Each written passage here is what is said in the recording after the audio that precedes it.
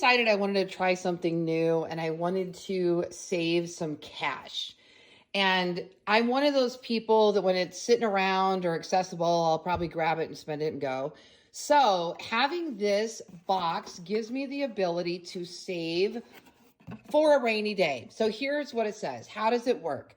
So basically, it has numbered envelopes 1 to 100. Okay, I was playing around with this a lot last year. I kept putting money in, taking out, putting it in, taking out. This time I'm not taking out. So it says you will randomly pull out 2 envelopes each week. Stuff them with the amount of money stated on it and place it in the box below. For instance, if you draw envelope number 23, you will put in $23. By the end of the challenge, you will have saved $5,050.